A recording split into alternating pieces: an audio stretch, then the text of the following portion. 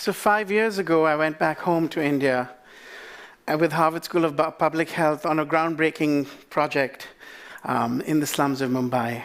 I was born in India, and having grown up there, I thought I'd seen this and got used to it. But actually, for the first time in my life, my eyes were opened up. I saw people suffer such affliction, and I saw people lose their loved ones over simply easily treatable diseases.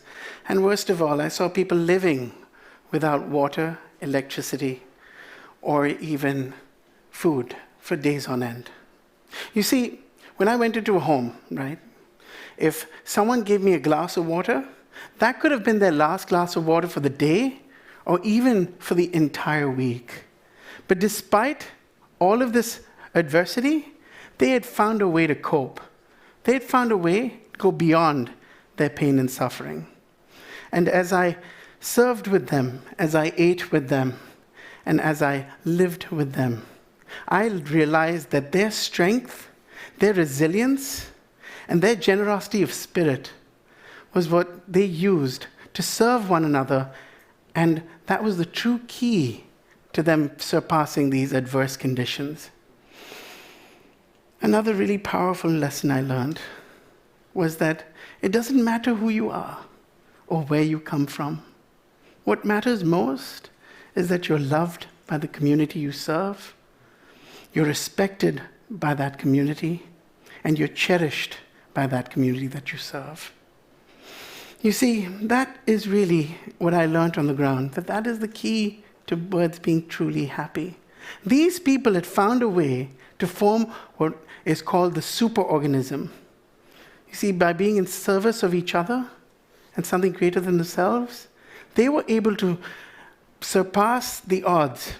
They were a brave community that lived their lives with moral courage and compassion, and they always had each other's backs. You see, today, more than ever before, the pursuit of happiness has become an individual pursuit. It's all about me, myself, my car, my house, my job. The science has proven this is a short-lived happiness solution, right?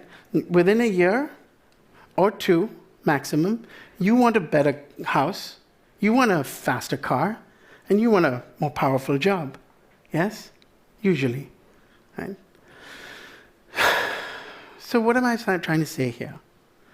I'm saying that the science also proves that connecting with others deeply, that giving yourself to a life of service, that serving one another is truly the long-term reason and solution to happiness.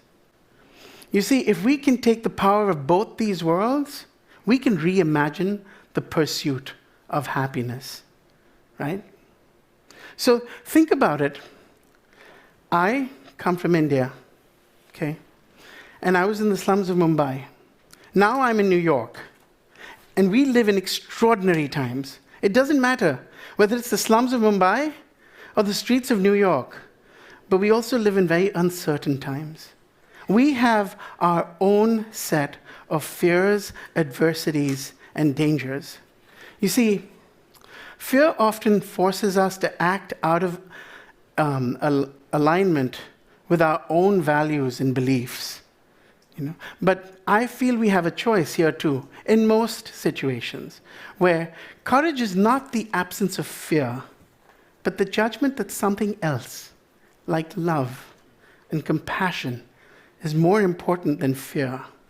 You see, those people in the slums of Mumbai, they made a choice, a conscious choice every day to be happy.